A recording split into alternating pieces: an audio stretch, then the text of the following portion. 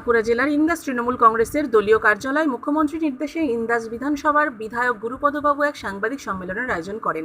সাংবাদিক সম্মেলনে তিনি বলেন, আমাদের মুখ্যমন্ত্রী মমতা বন্দ্যোপাধ্যায় করোনা মোকাবিলায় দিনরাত অক্লান্ত পরিশ্রম করে যাচ্ছেন। এই রাজ্যের যে সমস্ত শ্রমিকরা ভারতের বিভিন্ন জায়গায় আটকে পড়েছিলেন, সেই সব শ্রমিকদের নিজের রাজ্যে ফিরিয়ে আনারও ব্যবস্থা করেছেন। এইসব শ্রমিকদের কারণে করোনা ভাইরাস যাতে বিস্তার লাভ না করতে পারে তার জন্য কোয়ারেন্টাইন সেন্টারেরও ব্যবস্থা করেছেন। পরিযায়ী শ্রমিকদের জন্য 100 দিনের কাজেরও ব্যবস্থা করেছেন। তাছাড়াও বিজেপিকে কটাক্ষ করে বহু কথা তিনি বলেন। দেখুন সেই রিপোর্ট।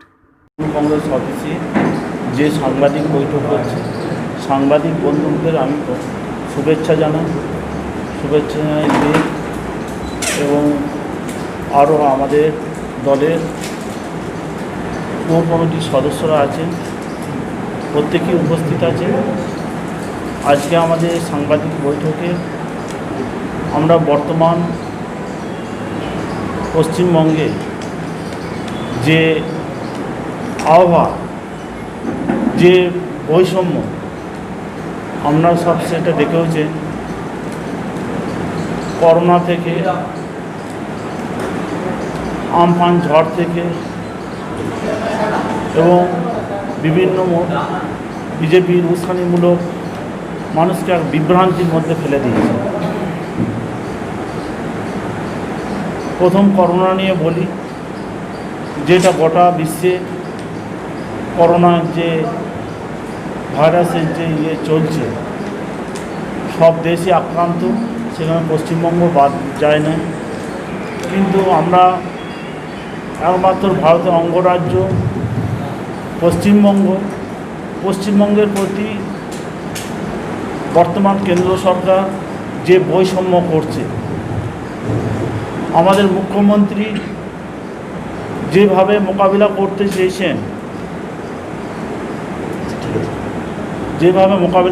চেয়েছেন, কিন্তু সেই মোকাবিলায় কেন্দ্র সরকার বিভিন্নভাবে তার বাধাপ্রাপ্ত হচ্ছে। এই বাধায় আমরা যখন পশ্চিমবঙ্গে বহু পরিযায়ী শ্রমিক পশ্চিমবঙ্গে ফিরে আসতে চাইছে, তখন বারে বারে আমাদের মুখ্যমন্ত্রী আবেদন করেছিল যাতে ট্রেন বাসে যেভাবে হোক পশ্চিমবঙ্গে ঢুকবে। হঠাৎ করে এই ট্রেন বাস বন্ধ করে দেয়, লকডাউন করায় পশ্চিমবঙ্গের মানুষের প্রতি একটা বঞ্চনার মধ্যে পড়ে যায়।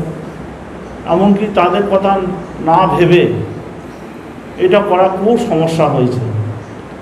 কিছু পরিযায়ী শ্রমিক তারা আসার জন্য ছটফট করছে, কিন্তু আমাদের কেন্দ্র সরকার প্রত্যেকটাতে বৈষম্য করেছে এবং যে সময় আসার দরকার ছিল, যেভাবে একটা নিয়ন্ত্রণ মুখ্যমন্ত্রী করেছিলেন পশ্চিমবঙ্গে, তারপরেও কোনো কিছু না করে ট্রেন বিভিন্ন দিক থেকে আসছে।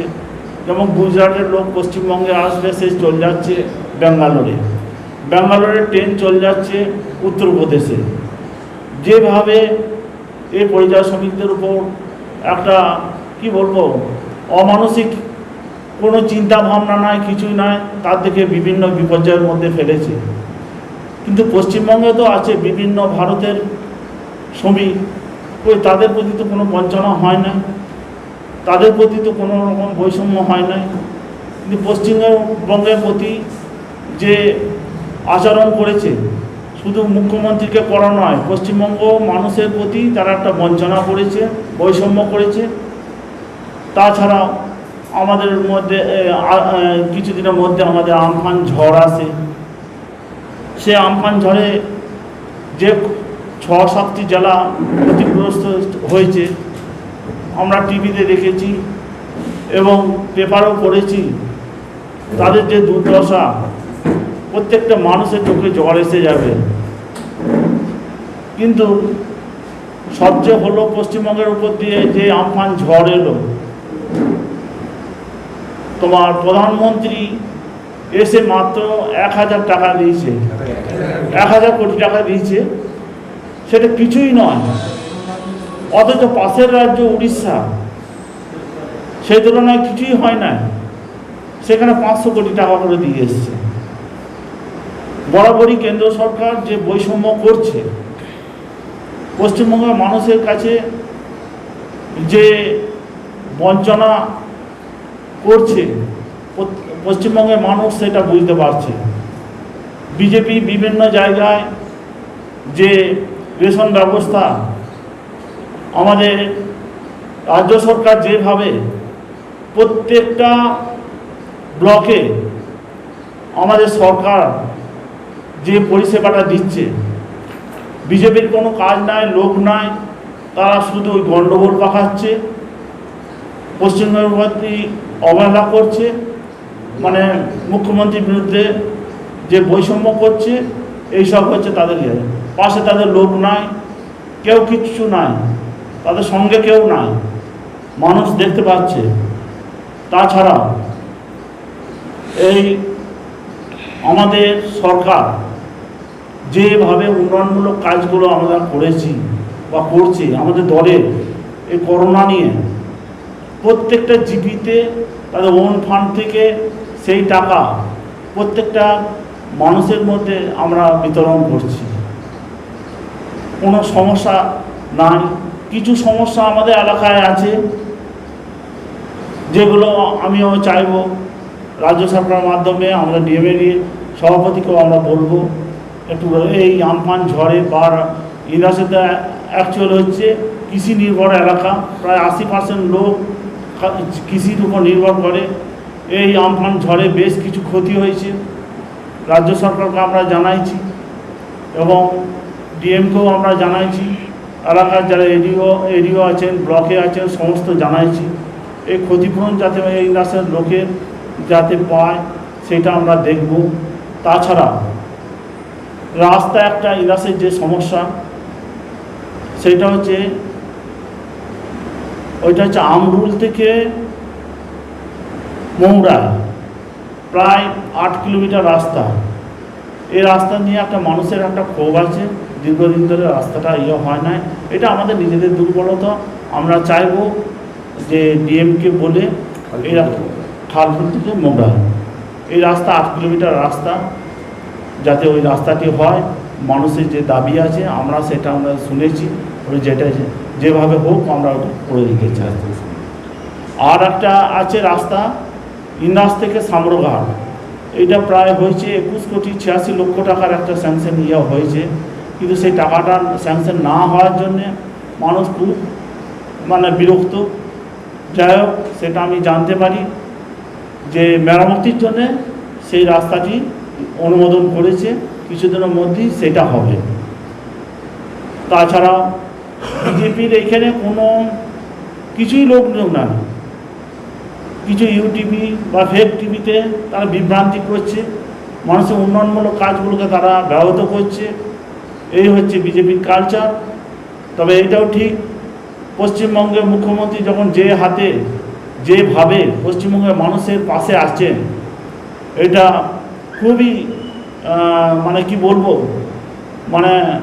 মাতৃসুলভভাবে যে প্রত্যেক পশ্চিমবঙ্গের মানুষকে তাদের পাশে আছে। কেন আমফান ঝড়ে যেভাবে তিনি সর্বত্র যে ওই দক্ষিণ 24 পরগনা যে ক্ষতিগ্রস্ত হয়েছে, ফসল, ঘর বাড়ি, সেগুলো প্রতি সবসময় উনি লেগে আছেন। আমরা চেষ্টা করবো এর মোকাবিলা কীভাবে করা যায়।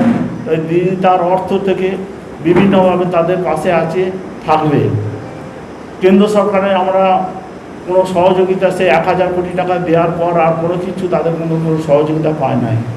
এর মোকাবিলা আমাদের মুখ্যমন্ত্রী করবে আগামী দিনে। তার মোকাবিলার জন্য আমরা সবাই প্রস্তুত আছি। এই বলে আমি আমার ক্ষুদ্র বক্তব্য এখানে শেষ করছি। অনুযায়ী 225 ব্লক তৃণমূল কংগ্রেসের কার্যালয়ে আমরা উপস্থিত হয়েছি আপনাদের সামনে। একটা ঐতিহাসিক প্রেক্ষাপট, তার সাথে চ্যালেঞ্জ। এরকম একটা মুহূর্তে আমরা এখানে এসেছি, তার মূল কারণ হচ্ছে একদিকে আপনারা সকলেই জানেন, একদিকে যেমন গোটা বিশ্বে দাপিয়ে বেড়াচ্ছে করোনা ভাইরাস, ঠিক তেমনই ঠিক সেই সময়ে একটা ঝড় অর্থাৎ আমফান এসে গোটা রাজ্যটাকে তছনছ করে দিয়ে গেছে। ঠিক এরকম একটা সময়ে আমাদের মুখ্যমন্ত্রী মমতা বন্দ্যোপাধ্যায় কিন্তু তার নির্দিষ্ট কাজ এবং কর্মক্ষমতার মধ্য দিয়ে রাজ্যের একটা সার্বিক চিন্তাভাবনায় এগিয়ে যাচ্ছে। কিন্তু এরকমের প্রেক্ষাপটে আমরা দেখতে পাচ্ছি কিছু রাজনৈতিক দল মমতা বন্দ্যোপাধ্যায়ের বিরুদ্ধে অপপ্রচার করার জন্য বিভিন্নভাবে ফেক নিউজের মধ্য দিয়ে মানুষকে বিভ্রান্ত করার চেষ্টা চালাচ্ছে। তাই আমরা আপনাদের সামনে আমরা তুলে ধরতে চাই, কারণ আপনারা সাংবাদিক চতুর্থ স্তম্ভে আপনাদের মধ্য দিয়ে জনগণের কাছে আমরা অনেক বার্তা বা আমাদের নেত্রীর কাজ বা আমাদের আগামী দিনের কী কর্মসূচি সেগুলো কিন্তু পৌঁছে দিতে চাই। ঠিক সেরকমই আমরা বলতে চাইছি, আপনারা একটু লক্ষ্য করুন যে কিছু সংবাদ মাধ্যম বা কিছু রাজনৈতিক দলের উস্কানিতে কিছু অপপ্রচার চলছে, কিন্তু তার সাথে সাথে আপনাদেরকে কিন্তু একটা জিনিস লক্ষ্য করতে হবে বা আমরা যেটা বলতে চাইছি সেটাকেও আপনাদেরকে বিশ্লেষণ করতে হবে। সেটা হলো আমফান ঝড়ে যখন রাজ্য তছনছ হয়ে গেছে, ঠিক সেরকম সময়ে আপনারা যদি অন্যান্য রাজ্যগুলোকে লক্ষ্য করেন দেখতে পাবেন যে সেখানে কিন্তু সেভাবে কিছু কাজকর্ম করা হয়নি। কিন্তু আপনারা জানেন যে 30 লক্ষ বেনিফিশিয়ারিকে চিহ্নিত করে তাদেরকে 20,000 করে টাকা এই কদিনের মধ্যে কিন্তু তাদের অ্যাকাউন্টে কনভার্ট করে দেওয়া হয়েছে বা তাদেরকে প্রদান করা হয়েছে। এটা কিন্তু ছোটোখাটো কাজ নয়। 30 লক্ষ ফ্যামিলিকে চিহ্নিত করা এত তাড়াতাড়ি এবং তাদের পাশে যে সমস্ত মানুষের ঝড়ে ক্ষয়ক্ষতি হয়েছে তাদের পাশে থাকাটা কিন্তু একটা ছোটোখাটো ব্যাপার নয়, এটা কিন্তু আমরা লক্ষ্য করেছি। তাছাড়াও আপনারা যদি দেখেন যে কিছুদিন আগে যে আমফান ঝড়ে বা শিলাবৃষ্টিতে যেভাবে চাষিদের ক্ষয়ক্ষতি হয়েছে, কারণ আমরা জানি ভারতবর্ষ হচ্ছে কৃষিভিত্তিক দেশ, কৃষির ওপরই নির্ভর করে আমাদের দেশ বা আমাদের রাজ্য দাঁড়িয়ে আছে। তো সেই হিসাবে আমাদের নেত্রী অর্থাৎ আমাদের মুখ্যমন্ত্রী মমতা বন্দ্যোপাধ্যায় কিন্তু 150 কোটি টাকা চাষিদিকে কিন্তু প্রদান করেছে। কিছুদিন আগেই সাংবাদিক সম্মেলন করে তিনি নিজে বোতাম টিপে কিন্তু প্রত্যেকটা চাষির অ্যাকাউন্টে 150 কোটি টাকা সঙ্গে সঙ্গে কিন্তু দিয়েছে। তারপরও আমরা দেখতে পাচ্ছি যে গোটা ভারতবর্ষে প্রত্যেকটা রাজ্যে যদি আমরা অনুসন্ধান করি দেখতে পাবো যে কোথাও রেশন কিন্তু ফ্রিতে নেই।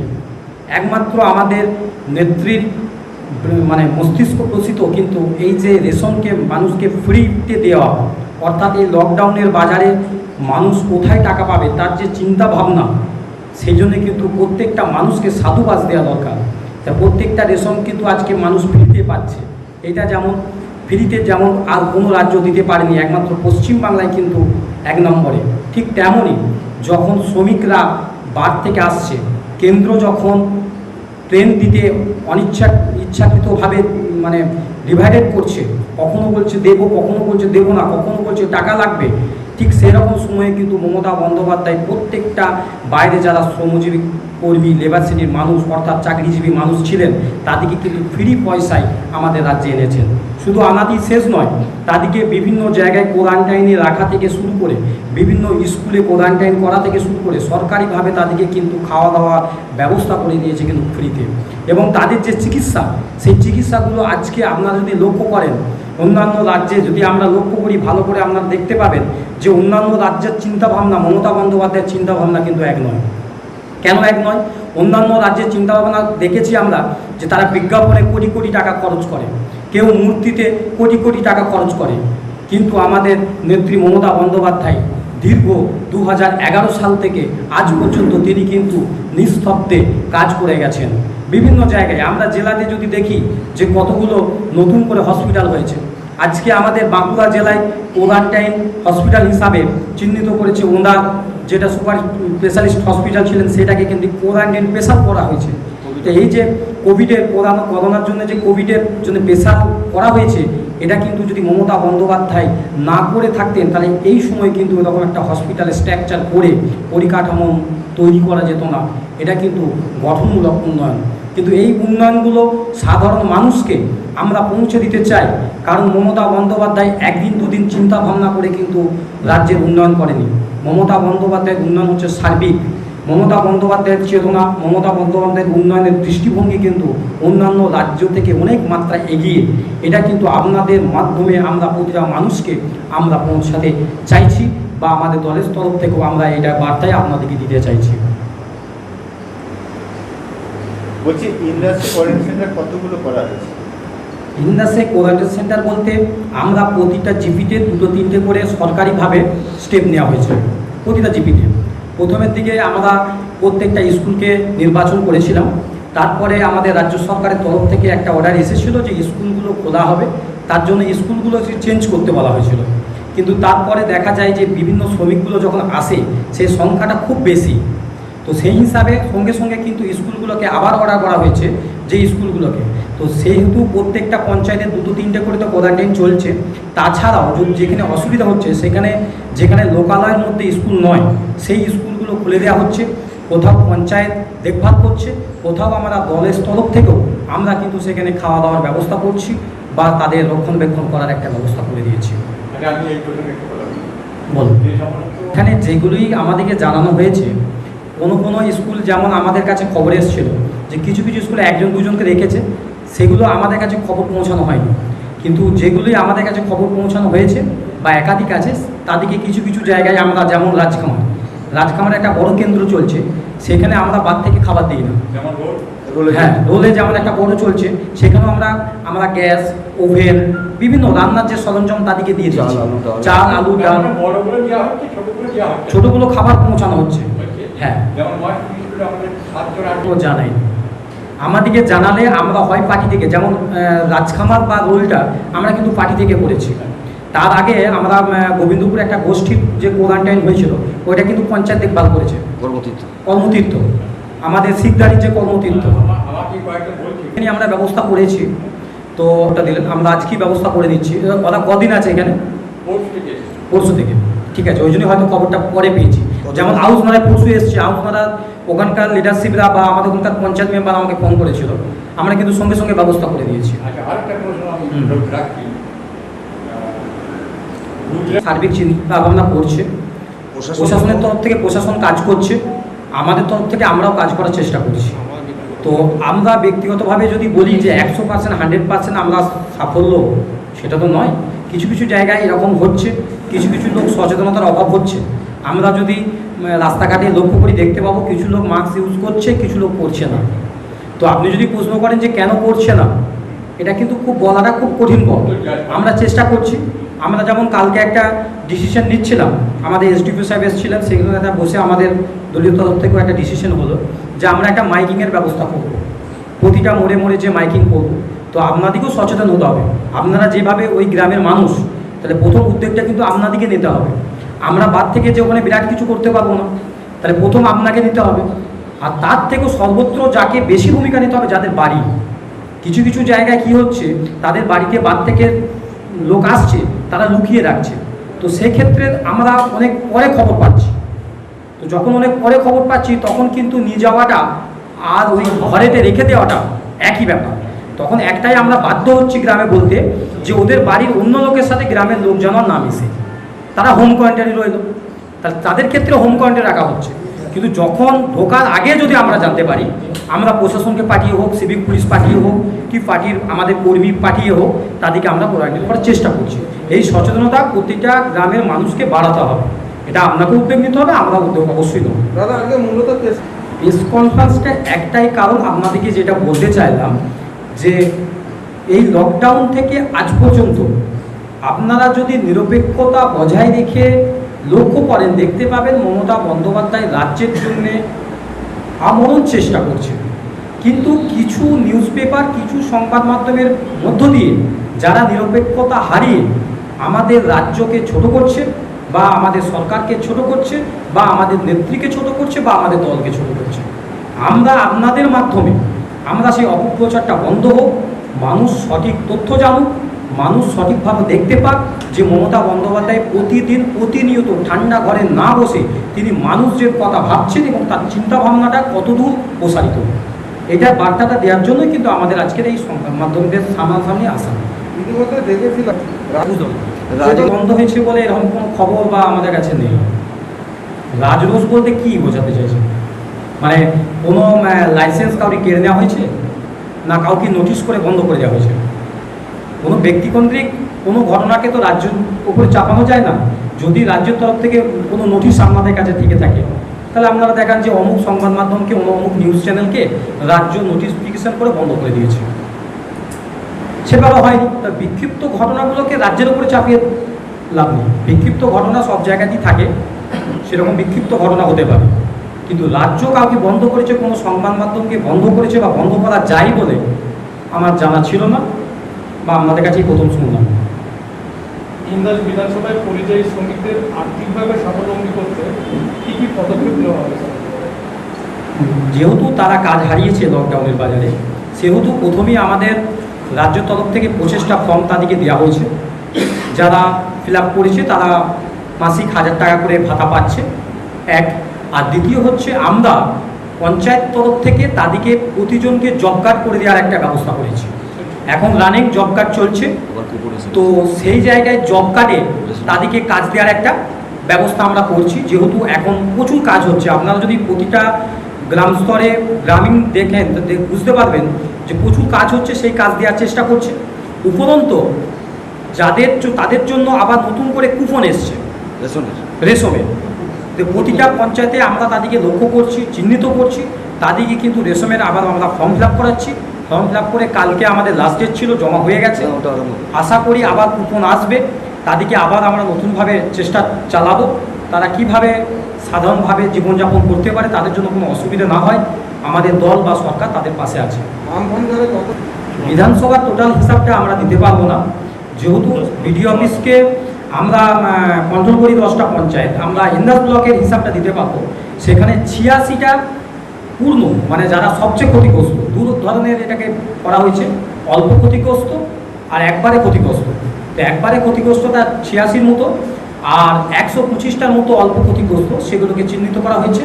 বা মোটামুটি 500 মতো তিরপল, যাদের একটু আধটু উড়ে গেছে, চালা পড়ে গেছে, কল চালা পড়ে গেছে, তাদেরকে 500টার মতো তিরপল আমরা দিতে পেরেছি। আর 125টার মতো অল্প ক্ষতিগ্রস্ত আর 86টা ফুললি ক্ষতিগ্রস্ত আমরা এগুলোকে দিতে পেরেছি ইন্দাস ব্লকে। আগামী দিনে ইন্দাস বিধানসভা আমরা আমাদের একটাই কথা, আমরা 2011-তে এসেছিলাম অনুন্নয়ন আর সন্ত্রাস, এই দুটোকে বিরুদ্ধে করে আমাদের নেত্রীর লড়াই। জোরপূর্বকভাবে নন্দীগ্রাম এবং সিঙ্গুরকে যেভাবে দখল করছিল, মানুষের স্বাধীনতা যেভাবে কেড়ে নিয়েছিল, তাহলে আমাদের প্রথম কথা লড়াই ছিল স্বাধীনতার পক্ষে, পূর্ণ মানুষকে স্বাধীনতা দেওয়া, এটা একটা। আর একটা হচ্ছে 34 বছর ধরে বামফ্রন্ট পশ্চিমবাংলাকে পেছিয়ে নিয়ে গেছে, সেটা কৃষি ব্যবস্থা হোক, সেটা শিক্ষা হোক, সেটা স্বাস্থ্যে হোক, সেটা চাকরি দেওয়ার ক্ষেত্রে হোক, সেটা অনুন্নয়ন হোক। তো সেই জায়গায় আমাদের সার্বিক যেটা 2021-এর আমাদের লড়াই হচ্ছে, আমরা উন্নয়নকে হাতিয়ার করব। যেহেতু আপনারা যদি লক্ষ্য করেন, এমন কোনো গ্রাম নেই এবং এমন কোনো পরিবার নেই যারা এই সরকার দ্বারা সাহায্য পায়নি বা এই সরকারের আশীর্বাদ তাদের ঘরে পৌঁছায়নি। তাই আমাদের 21 সালে যেটা লড়াই হবে, আমরা পশ্চিমবাংলাকে উন্নয়নের একটা দিক তৈরি করতে পেরেছি, এটাই হলো দৃষ্টান্ত। আর আমরা আশা করি যে উন্নয়ন আমরা যেহেতু করতে পেরেছি, সেহেতু মানুষ আমাদেরকে ভোট দেবে। আপনাদেরকে যদি কয়েকটা দিক আমরা বলি, যে 2011 আগে এমন একটি গ্রাম আপনারা দেখাতে পারবেন না যেখানে একটা ঢালাই রাস্তা ছিল। আর আমরা আজকে এখানে চ্যালেঞ্জ নিতে পারি যে এমন একটা গ্রাম দেখাতে পারবেন না যে গ্রামে আমরা একটাও ঢালাই রাস্তা করিনি। এক, আমরা যদি আপনাদেরকে আরেকটা দৃষ্টিভঙ্গি আপনাদেরকে দেখানোর চেষ্টা করছি, 2011 পর্যন্ত 34 বছর সিপিএম সরকার চালিয়ে মাত্র ইন্দাস ব্লকে বার্ধক্য ভাতা বা বিধবা ভাতা যেটা ছিল 144, মাত্র হিসাবটা ছিল 144, সেই জায়গাটা আমরা আজকে দাঁড়িয়ে আছি 4200।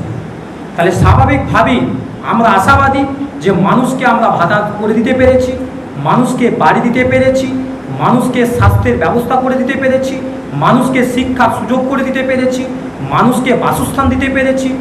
তাই আমরা আশাবাদী 2021-এ মানুষ মমতা বন্দ্যোপাধ্যায় আশীর্বাদ করবেন, মমতা বন্দ্যোপাধ্যায় আবার মুখ্যমন্ত্রী হবেন। একদম আমরা মনে করি আমরা রাজনীতি করতে এসেছি, কিছু মানুষের উপকার করে দেবো, কিছু মানুষকে সাহায্য করব, কিছু মানুষের পাশে থাকব এবং নিজের গ্রাম, নিজের অঞ্চল, নিজের ব্লককে উন্নয়ন করব এবং প্রতিটা মানুষকে সাহায্য করব। সেটা রাস্তাঘাট হোক, সেটা স্বাস্থ্যর ক্ষেত্রে হোক, সেটা শিক্ষার ক্ষেত্রে হোক, সেটা বেকারদের চাকরি দেওয়ার ক্ষেত্রে হোক, প্রতিটা জায়গাতে আমরা মানুষের পাশে দাঁড়াতে এসেছি। এই জন্যই রাজনীতি করা। রাজনীতি করা মানে কে মসজিদে যাবে, কে মন্দিরে যাবে, এটার জন্য নয়। আমরা রাজনীতি করি প্রধান হওয়ার জন্য, আমরা রাজনীতি করি পঞ্চায়েত সমিতি গঠন করার জন্য। তার মূল কারণ হচ্ছে এলাকার উন্নয়ন, ডেভেলপমেন্টই হলো আমাদের রাজনীতির প্রধান অঙ্গ, এবং এটাকেই দৃষ্টিভঙ্গির প্রধান চোখ করা প্রয়োজন বলে আমরা মনে করি বা আমাদের নেত্রী মনে করে। তার জন্য তিনি কোনো অপপ্রচারে কান না দিয়ে তিনি সারাদিন শুধু একটাই চেষ্টা, রাজ্যের মানুষের পাশে কিভাবে থাকা যাবে, কিভাবে রাজ্যকে স্ট্যান্ড পয়েন্টে নিয়ে যাওয়া যাবে, রাজ্যকে উন্নয়নের আরও কীভাবে ত্বরান্বিত করা যাবে, এটাই তার প্রচেষ্টা। আর আমরা তাদের সৈনিক। মূল প্রতিদ্বন্দ্বী প্রতিদ্বন্দ্বী দেখি না, কারণ আপনারা একটা জিনিস মনে রাখবেন যে 34 বছর বামফ্রন্ট যেভাবে পশ্চিমবাংলায় বিরাজ করত, সাধারণ মানুষকে যদি আপনি প্রশ্ন করতেন তৎকালীন সময়, তারা বলতেন হয়তো হিমালয় পর্বতকে তোলা যেতে পারে, সিপিএমকে পশ্চিমবাংলা থেকে তাড়ানো যায় না। তো যখন সিপিএমের বন্দুক, সিপিএমের লাল সন্ত্রাসকে যখন পশ্চিমবাংলা থেকে আমরা তাড়াতে পেরেছি, আমরা মনে করি পশ্চিমবাংলায় আর তৃণমূল কংগ্রেসের কোনো প্রতিদ্বন্দ্বী দল আছে বলে আমাদের জানা নেই। আর আমরা কাউকে প্রতিদ্বন্দ্বী এই মুহূর্তে মনে করি না। একটাই মুখ্যমন্ত্রীর প্রজেক্ট, সেটা মমতা বন্দ্যোপাধ্যায়। আপনি যদি সাধারণ মানুষকে জিজ্ঞেস করেন, তারা একটাই নাম করবেন, মমতা বন্দ্যোপাধ্যায়, দ্বিতীয় কারোর নাম আসবে না।